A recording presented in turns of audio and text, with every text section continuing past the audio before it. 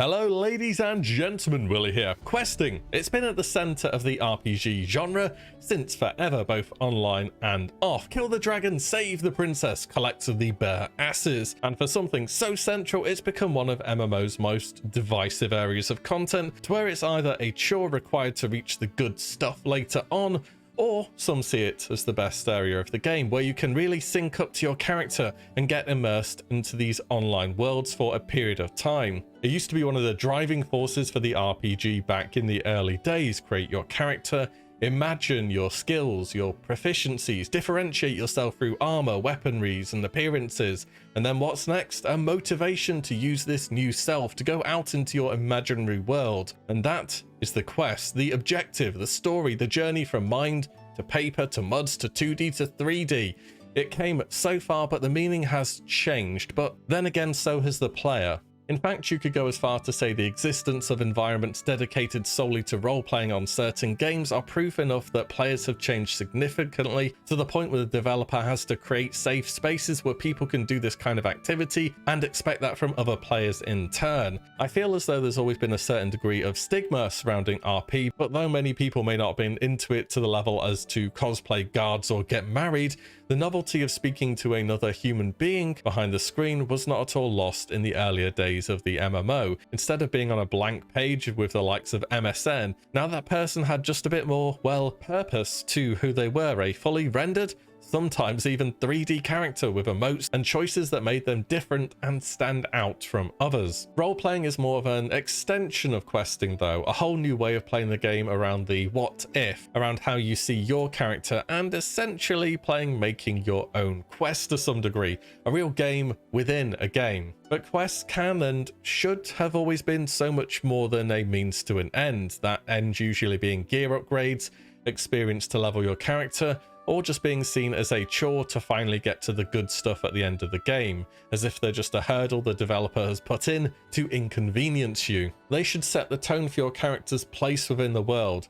They let you appreciate the basics of the game. They take you from a fresh off tutorial island noob to a god tier world ending death machine. From the simple beginnings of collecting eggs, flour and sugar for a forgetful chef, to taking a hard working guard on duty a bolstering brew, only for him to down it and then tell you to take the mug back like the mug you are, all the way in the end to witnessing deaths of gods or uncovering the evil plot of a dragon that's infiltrated your city. Questing used to be something that was inescapable. You were going to learn your way around, that west means left and the east means right, and you're gonna like it, damn it.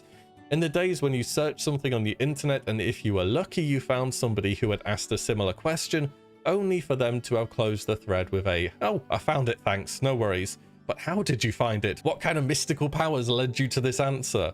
Before there was a wiki for each game or the power of add-ons, you read the quest text. Hell, you probably didn't even realize in some games you could turn on instant quest text for ages because you kind of had to read it. God forbid you picked the wrong option on a quest and went on a 5-minute lore bonanza instead of actually progressing the damn thing. Now, me personally, I quite like questing, but not all of the time. I've played MMORPGs for a good while now, I would say. I feel as though I know what I'm signing up for. If something is a grind and I want the reward at the end of it, I get to work and start the grind. I don't count the cost of the time, which I feel is an easy trap to fall into by turning something which should be recreational into a second job. There is value in delayed gratification in a game, something which also has been gradually eroded over time. It's just hard to really care about questing and the journey and the advancement of your character when the game you're playing doesn't really care about it either. Amazon's New World is a good example of this. Now, they have introduced a main story quest, which is commendable, and they've been very agile with changing the direction of the game, but a lot of the questing and leveling is at best uninspired and at worst just plain bad. Go to various places, kill enemies, loot chests, return to town,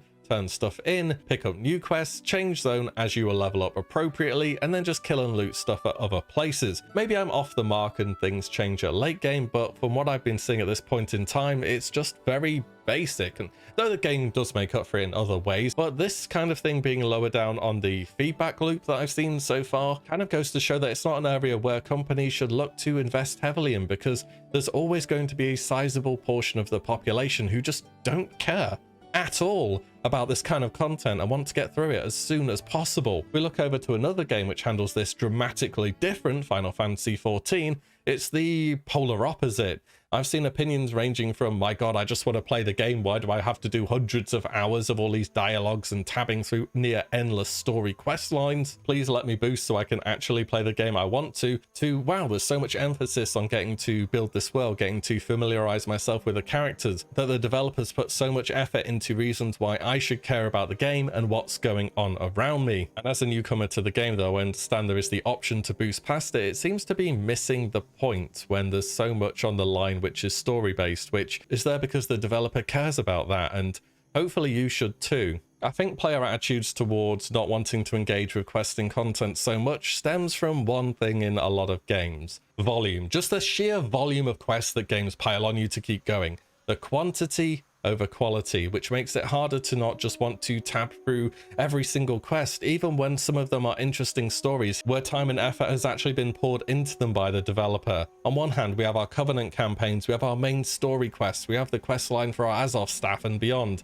And then we have the side quests, which feel like the majority of the stuff to do because you need that XP to tick off your levels. To put it in perspective, in World of Warcraft, there's an achievement to have completed 3,000 quests, which has been obtained by 77% of profiles. There's another achievement for having completed 10,000 world quests, which apparently 18% of profiles have, which is incredible considering that's only been a thing since Legion. That is a lot of questing. And I'm not totally opposed to that. In fact, I've done a lot of questing and leveling since Classic has been a thing, you know, with 10 level 60s. You could say I've got a bit of a problem with it, so I've slowed things down for TBC though. It doesn't mean I've read all the quests, far from it. I just find it nice to do and fun to progress through the different zones. That's to be expected though when you've done it a bunch of times though, right? Quests matter the most the first time you do them. It's that fresh experience that players chase across games. It's just when that fresh experience is go X and kill Y, it's easy to lose interest very fast. RuneScape is one of those games where quests are so very, very different to other games on the market. Now, the game itself is indeed very different as well. Normally, players are expected to hit level cap after a reasonable time investment inside an MMORPG. The level cap in RuneScape, though, is a bit more of a different beast entirely. Very, very, very few players ever reach the total level in the game. Speedrun that one, why don't you? Where it's so unique is literally every single quest is a story and doesn't feel like a justification some poor developers had to come up with for go kill X rats and collect Y planks of wood. Yes, not every single quest you do in the game is a huge deal, but it goes a long way to introduce new characters, explain new areas of the game, and perhaps most importantly, introduce new items to the game as well as zones. Now, just like any other MMO, there are players who can't stand questing in RuneScape either, above all when quests aren't so basic as to just be kill and collect. But I think it's an aspect which truly sets the game apart and feels like a reason why you should care about it, because the developers do as well, and it shows. It's something which keeps me coming back to the game now and again to see if anything new has popped up, which goes for RuneScape 3 and Old School. Questing just lends itself well to the world of Gielinor. I kind of wish questing was more like this in other games in general, but I suppose we have to fill the XP bars somehow. Whilst MMOs like World of Warcraft have a huge volume of doing pretty similar things from zone to zone. Hello Nagrand in TBC, by the way, go and kill 30 birds, Talbuk and Cleftuff, by the way. But in RuneScape, for example, you can level up many of your skills standing in front of a bank, picking things out of the bank, clicking on them, and then just waiting. And you repeat that tens of thousands of times. No exaggeration. All the same, the impact of the quest, the old school carrot on the stick, the place of your character in the world, and the value of the RPG within MMORPG has shifted over time. Nowadays, people want the endgame stuff, the raids, the PvP, the gear chasing. It's only usual norms within the game genre change as the games do themselves, not so much being a entirely social experience as they used to be, but maybe this is where the games had to go to keep their audiences as their free time drops, but interest somewhat remains. At least I can still say I'll engage with quests the first time around, above all when I pick up a new game, and enjoy them for that. Let me know what you think about quests and to what degree they matter to you.